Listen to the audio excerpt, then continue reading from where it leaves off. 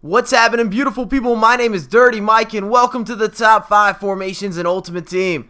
If you guys enjoy this idea, this type of content, smash that like button. Let's see if we can get 600, 700 likes. That tells me you want a little bit more razzle-dazzle in your lifestyle. If you guys could drop a comment and let me know, would you like to see individual formation breakdowns where I'm going through pros and cons? If I'm going through strengths and weaknesses, I'm going to have some examples. I just want to make sure there's enough of an audience for that. Also, let me know who's in your top 5. Which formations that I list out of order. I'm always open for feedback and suggestions. If you guys need Ultimate Team coins, UT coins for you, down below in the description. Use the code MICHS09, MICHS09, in order to get an additional 5% off on every single purchase.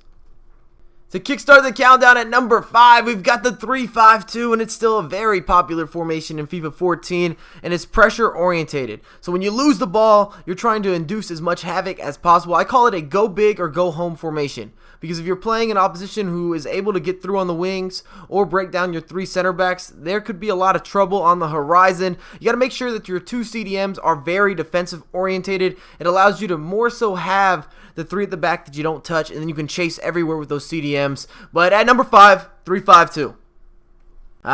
Number 4, we've got the hidden gem of the countdown, the 4-5-1, and it's a very defensive formation with options. And if you have good center attacking midfielders such as a Draxler or a De Bruyne, the space that you are allowed to work with, and you're going to have the ability to counter quickly through the cams and the striker partnership.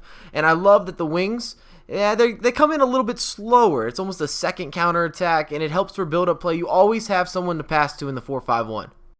At the midway point, we've got a new formation exclusive to FIFA 14 with the 4-3-3, the 5th installment, and it looks like a false 9. And I love that there's a diamond in the midfield where you have the center forward, center mid CDM. That now looks a little bit like a diamond because the center forward is not quite as far up the pitch as a striker would be, and your counter-attacking options, it's a thing of legends. When you have someone like Robin or maybe even a Ribéry or a Royce, oh my goodness, you have the ability to do a lot of great things from the jump, and you have options for YOLO chip through balls from the left back to the right wing, the right back to the left wing, which bails you out when you're in trouble. Sometimes on the pitch, you've got to just clear it deep, and that's why this formation has really been on the come up.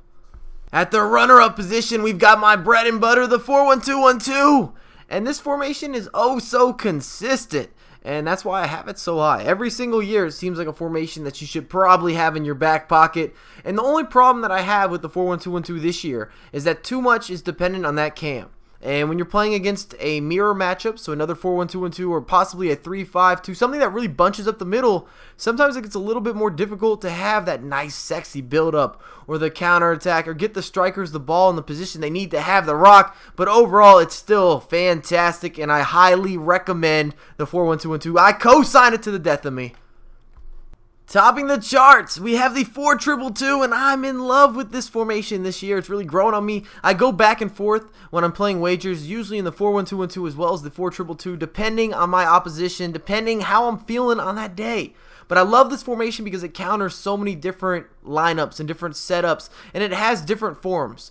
For example, you could play it as a 6-4, very defensive orientated, or you can play very attacking, a 4-2-4, just depending on personnel. And I like that if you have central cams, they can slide right into the inside and you're good to go. Or if you have those wing cams, the guys that are a little bit quicker, they're typically not really strong, you can use them almost as wingers in this formation and they can provide.